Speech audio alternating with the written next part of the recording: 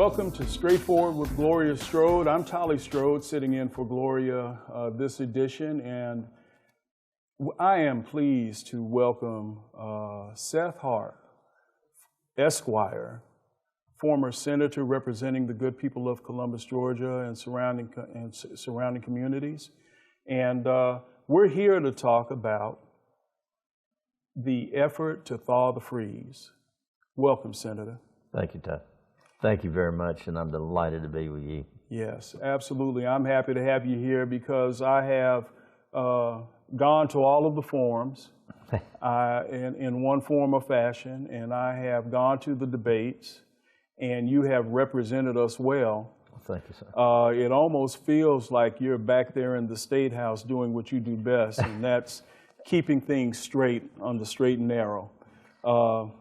I just wanted to highlight the fact that we've had a very constructive conversation about the property tax freeze and the efforts to thaw the freeze. And I believe that it's because of you and your professionalism that this conversation has been very civil. And in fact, we've actually had some information come out about the tax freeze and what it means to us as citizens. Because you've stood there and you've asked the hard questions of the mayor and of some of the proponents of the freeze. And what I wanted to do now that we're further down the road is just have another conversation so that we can inform the citizens about here's what's happening. Okay. Thank you. I'm delighted to help. I think that one thing that I really want to say is I love Columbus, and I love my community, and I want the best possible things for Columbus. With that said, I don't see where she's going is the best thing for Columbus. In fact, I think it's very dangerous, it's dangerous in the sense that we're going to target people who are middle income and people who are, living month to month to pay their house payment and everything else. If this thing passes in the manner that she does, I see a lawsuit coming, and when that lawsuit hits, all holes are barred, and taxes are going to go up, and they're going to go up substantially. And there are people that, I rode by the courthouse today. I go to Kiwanis. I'm in the Kiwanis Club downtown, and today I think is the day they have the sales. Sales meaning that people's houses are being sold from foreclosure, and I foresee. Goodness, where we're going. I mean, people are going to be put out on the street. Right, and it's happened to a lot of people. And if we, in my mind, if we make taxes an issue for the average homeowner, and in many cases those that can't afford a significant tax increase because of this effort to thaw the freeze, it could be devastating to many people. I think it would be. I think it would be. And, I think that what's happening in the state itself lends itself to an honest discussion about what's really going on because at this time, we have DeKalb County who recently got its tax freeze renewed. And so they've had it since 2006 or 7, if I'm not mistaken. And they went back to the table and renewed it because it was good for their community. What are your thoughts on that? Well, in our debates with the mayor, she says, well, Columbus is the only community that has this tax freeze. And that's just wrong. It is correct in the very narrow legal sense that we're the only one that has it in the method that we have this. And the reason for that was the tax freeze that was enacted for Columbus was enacted in 1982. The Georgia Constitution was changed the next year, and the methodology of this constitutional amendment was taken out of the Constitution. But now you have other counties that have come up with other ways and other methods so they can do the same thing. They can accomplish a freeze, but they don't do it the constitutional way that we have here in Columbus. In fact, I think the number is up to some 30-something counties 34. now. 34 counties have done this. Almost 1/5 of the state. And Gwinnett County. Anytime when they see our government start spending and spending and spending, and taxes are going up year after year after year. People are just, no, slow down. I don't want that. Right. I mean, don't get me wrong. Some of the projects that that we have here in Columbus, I say all of them are probably good projects, but do we have the money to pay for them? That's the key. And one of the things that just is almost heartbreaking the way they would do it, they put out together a 1% sales tax, and they list these things that they're going to accomplish. And that 1% sales tax, that's a wonderful idea, but they don't have any money to run them. And they're not fiscally sound. So what happens is they're going back to the city government, and when they go back to the city government, what do? Oh, we've got to have money. We've got to have $500,000 to run the natatorium. Well, I think the natatorium's a great idea, but it ought to pay for itself. Yeah. And that every politician I've ever known likes to have their name on a plaque, on the wall, in some building somewhere, or the building is named for them, or something like that. Yeah. It's just, the Seth Harp building, or the Seth Harp roadway, or something like that. I don't have any of that. I didn't want any of that. I was very much...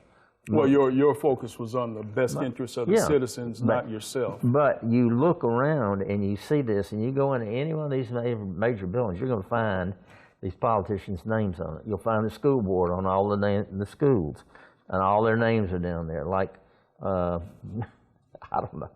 Yeah. It's just... But the fact remains, and the point I think that you've clearly articulated in all of the forums and all of the debates is that we need to be doing what's in the best interest of the citizens of Columbus. That's correct.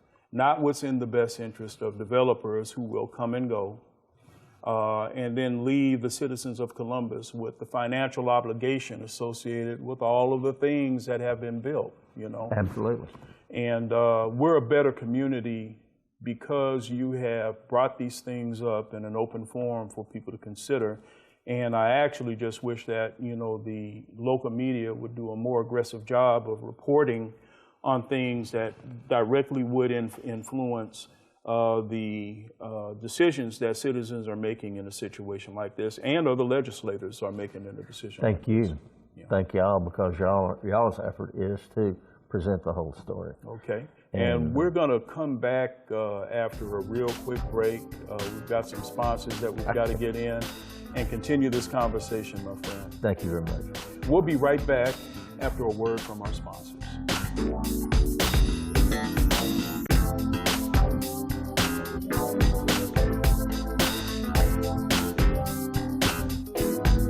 Straightforward is brought to you by Renal Associates, LLC, a team of physicians dedicated to excellent kidney care with 5 convenient locations to serve you. Stark Avenue, Columbus, Bradley Park, Columbus, Lafayette Parkway, LaGrange, East Burkhalter Avenue, Buena Vista, and Springs Street in Warm Springs. Elite Ventures Leasing and Management. Building wealth, protecting your investment is our business. Call today, 706-494-3876, or visit our website at eliteventuresleasing.com. History is important because it shows where you're coming from and where you're going. Type 2 diabetes is something that runs in my family, which means I'm at risk. In fact, 1 in 3 American adults are at risk for developing type 2 diabetes. And knowing this, if I do nothing, that family history becomes my family's future. And my family is too important to me for that. Take the risk factor assessment today at AskScreenKnow.com.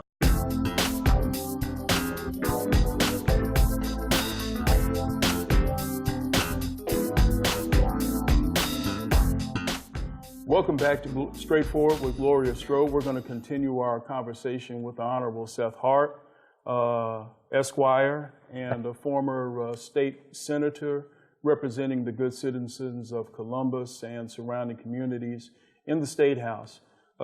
Senator Harp, again, going back to the recent victory for DeKalb County, there were some very specific things, I think, that drove them to renew their property tax freeze.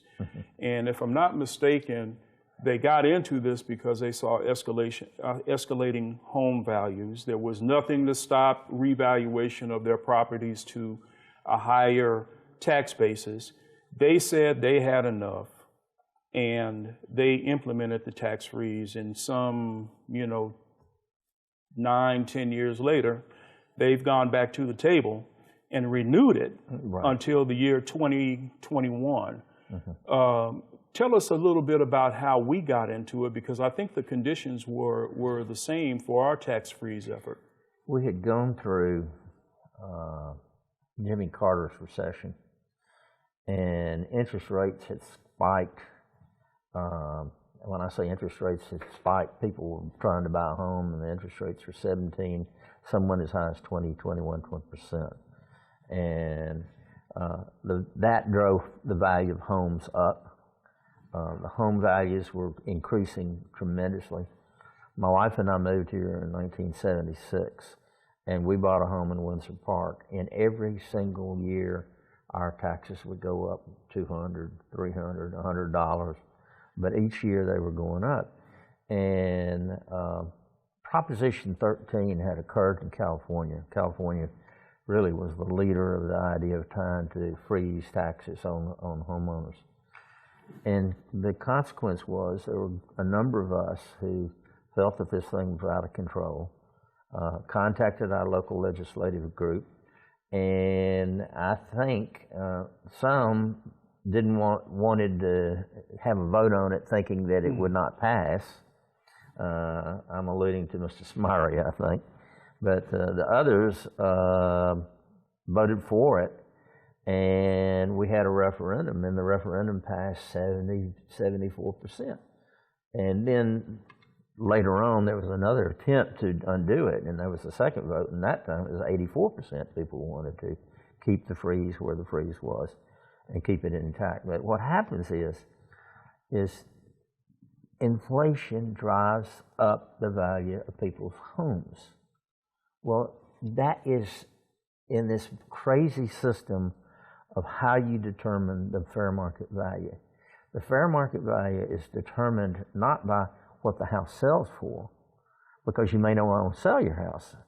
But what they do is they do an arbitrary system where they go around and they pick out properties in like, supposedly like in similar properties, and based upon the fact that those houses have sold, your house is down here, those houses have sold, well, they bring the value of your house up to this one, even though you don't want to sell it. And that's how inflation enters into the equation, because a house you built 5 years ago, to build that same house today is going to be, who knows how much percentage higher, and they'll bring everybody along to that new basis. I give this example, and this is, I'm not being, I want to explain this.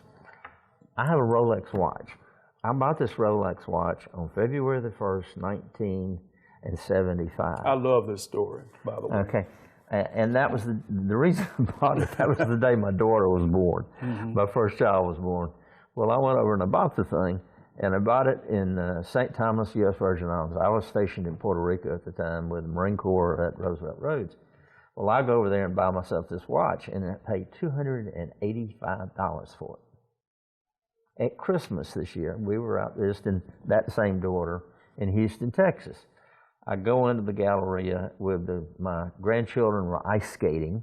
They had an ice rink in Houston in the Galleria. But there was a Rolex shop there. And I go in there and I said, I'm curious, I'll find out, what does this watch what? So I go in there and I showed the watch to him, and I explained that I'd had it reworked by Rolex, which was an expensive thing to do. The darn watch was $8,500. Now that watch is on my wrist. I paid $285. I didn't pay $8,500 for it. But if you tried now. If I tried to replace it, it would be $8,500. That's what inflation is. That's how insidious inflation is, and it affects all of us who have and right homes. Now we have protection against that inflationary effect. Somewhat. Yeah. What you see now is the way the Fed defines it. Inflation is just fine if it's 2 to 3%. Okay. Yeah. Well, in the last couple of years, because of the Great Recession, the inflation has been essentially flat. But it's already starting coming back. And they started, the Fed just recently increased the prime rate by a quarter point, very small amount. But you're seeing that all of the process, had not oil become so common and oil prices dropping, we would see inflation already taking off. Mm-hmm. Yeah, absolutely. And I think that's what people need to understand, that the comfort that you have today may not be the situation you have 5 years from now. You won't. I can guarantee you won't have it. Absolutely. I'm right there with you. And I look at the numbers and I follow things like that. Yeah. And we know that globally there is some competition going on in the currency markets. There's inflationary pressures because of consumption elsewhere in the world for raw materials. And all of that eventually filters into this economy, and you start to see those basic prices start to go up. And one of them that will be impacted by that is the value of what it costs to build a home. Absolutely. And you build a new and expensive home, that basis, if we don't have this freeze in place, is going to impact your valuation in the home that you may have been in for 30 years. That's correct. And, you know, that's one of the fallacies that we'll talk about in a little bit, about the whole structure of the law that they're trying to pass themselves on its face. Having two classes of voters, or excuse me, of property owners, property tax payers, besides being unconstitutional in its face, is not fair to somebody. Right. And we'll come back, you know, and talk about that, because I think some of the things that has been said out there to try and get this property tax freeze passed about fairness and all of that is really a red herring. But again, you're right on the money about that. Yeah, it's obvious when you actually sit down and look at who's being affected and who isn't. We're going to go and have a break with some of our sponsors, and we'll come back in just a few minutes. Okay. Thank you for joining us for this show of Straightforward with Gloria Strode. We're going to take a break and talk to some of our sponsors.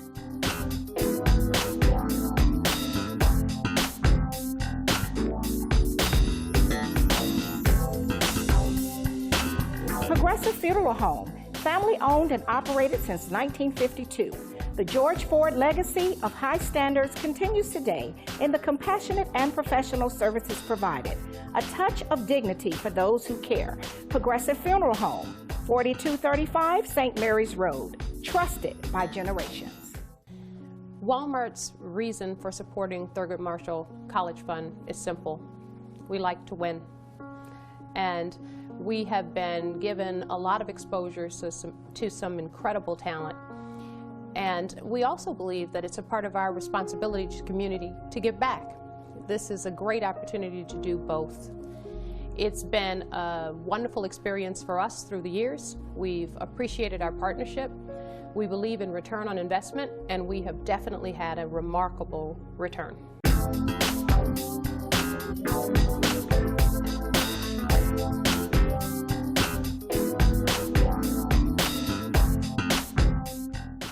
Welcome back to Straightforward with Gloria Strode. I'm Tolly Strode, sitting in for Gloria. And we're having a great conversation with the Honorable Seth Harp, attorney, retired attorney, he says. But I still think he's practicing. He's sharp as a tack, so you need to get back in the game. Thank you. And a former state senator and representative of the good people of Columbus. And again, I thank you not only for that service, but what you're doing now for our community and leading what I would call a very civil and fact-based debate about the desire by some to lift or thaw the property tax freeze that we currently have in law, and then by some to keep that freeze, which has been contested 2 times. Yep. Well, first it was voted in the law, then there were 2 attempts to Took it all the way up to the United States. Well, they took it to Georgia Supreme Court, and then they applied for cert and was denied at the U.S. Supreme Court. There you go. So it's gone as far as it can go. I mean, it's 3 times should be a charm, but it looks like some folks didn't read the memo. And with that in mind, you know, one of the things that I think that we actually need to talk about is this whole fantasy of fairness by overturning the freeze. And I heard you use an example of ICE. Yeah. I'm going to stop there and let you tell that to us again. I just had to laugh when I heard that. Well, she's talking about the thaw. She said, we're going to thaw the freeze. We're going to thaw the freeze. And I said, well, it's kind of like this, Mayor. If I take a cube of ice and I thaw it, it's gone. It's gone. It's either water or water vapor. It is no longer and you don't know where it's going to go once it's thawed. That's an understatement. You go down and look at the river right now, you can see it's going to go where it wants to go. Yeah, absolutely. But I just thought that was a good way of explaining to folks that, you know, what you have now in terms of protection will evaporate. It's gone. Sure is. And it's 2 ways that can happen. Either we can foolishly vote it away ourselves, and I think that people that are thinking about their best interest, not what they're being told to vote, but what's good for me as a property owner, naturally you would want some protection from an escalating property tax value. And then the other way is that, you know, we vote for this thing and it all goes away because it's unconstitutional. Right. I think there's one aspect there that just, it bugs me, that what the mayor's doing. And that is, when we enacted the freeze, at the same time, we enacted sales tax. So that the city received revenue from the sales tax to supplement the budget, because we knew we were putting a cap, or we thought we were putting a cap on the real estate. Well, in fact, what you're really not doing is you're not putting a cap on the real estate. What you're doing is you're putting a cap on people that hold their real estate, but it's real estate sales. You know, everybody sooner or later is going to die or sell or move or something. Well, the value goes up and the value goes up. Right. Okay. With that said, and you're thinking about it, where do we go? This value has gone up. In 1982, the city's budget was $50 million. The city budget right now that the mayor is struggling with is $254 million. How many of us, now I want anybody, when they go in that ballot box and look at this and say, if my taxes keep up with the spending of the city of Columbus, that means my taxes should go up 5 times. How many of us have had our incomes increase 5-fold? And I particularly talk to those folks that have gotten out of the military and chosen Columbus to live in, because they are going to get absolutely hammered. Here they are on a somewhat fixed income basis. Retirement or retired something like that retired people and everything else. And lo and behold, the taxman's going to come in and say, oh, by the way, that house that you've been in for 15, 20 years, well, the value's gone up, and now your taxes are going to go from $2,000 a year, and they're going up to $5,000 a year. That's going to wipe people out. It will be devastating to people. Yeah. And it's what's And that's what I think everybody needs to understand. What we have right now is fair. It is fair. It's equally applied whether you are a person that's been in your home for 30 years, a person that's been in your home for a couple of years, or a new home buyer. Your assessed value is frozen. What we're talking about with this property thawing the freeze is you would have this group of people that have some protection, and then the new homeowners, contrary to what they're saying to everyone, would be the ones that are vulnerable to those increases. They're going to get slammed. Yeah. They're going to get slammed. But because of that difference, I see a lawsuit coming, and that lawsuit's going to say, oh, okay, the whole thing's unconstitutional. We can't go back. If we repeal the freeze, it's done. And they'll say we can, But just like with this last attempt or this last law that they put together, we know that there's no way that you can do what they're talking about. That's absolutely correct. So that's, you know, I think that there's been, you know, this effort to, I don't know if I want to say misinform. I just think that the stories and the facts have been crafted to get what they want and not tell the whole story in the process. Because if anybody, listen, if I tell you that right now you're protected, but I want you to vote to remove that protection from yourself, if you were telling me that, I'd be looking like, are you out of your mind? Sure. You know, that's not in my best interest to be. And that's why they have this the hook, to try to set the hook in people's mouth. Well, it's really going to protect me. I already own my home. My taxes aren't going to go up. And that's what's so insidious about this thing. And that's like that lawyer Palmer that came down from Atlanta from Trotman Sanders. Oh, who's paying for them? Yeah. Who's paying for them? Yeah. Yeah, that's, well. You know, if you want to know, you want to get to the bottom of it, who's paying for it? Yeah. Is the city paying for it? No, I don't think so. Yeah. But, okay, the point is that this process is absolutely going to have such a tremendous negative impact on people that own their homes that are on fixed income. Okay. Well, sir, it's been a pleasure to have you back in the seat. You always have a invitation from Gloria and me to sit right there and share with the folks of Columbus, Georgia, your thoughts on any subject that you may want to. But in this particular instance, it's good to have you here talking about the property tax freeze and what it means to us. One last thing. I think there's going to be an effort for people to come to City Council, and that is in the works right now, whether they will do it on, I think, the 8th of May, 8th of March is the next council meeting. But I wish everybody in the world that feels as strongly about this thing as I do, or anybody else, will come to City Council and let those City Council people know, hey, you got snookered. Yeah. You got snookered by this mayor because she told you it was all well. It isn't all well. It's still a problem, and it's setting up a lawsuit that will ultimately cause the freeze to go away. Okay, got it. Well, thank you very much, Senator. Appreciate it. And I see that you have your I voted Georgia. I did today, yeah. And again, everybody, we welcome you to voice your opinion at the City Council on the 8th of March. And this is Straightforward with Gloria Strode. As she says, if you don't stand for something, you will fall for anything. Until next time, be blessed.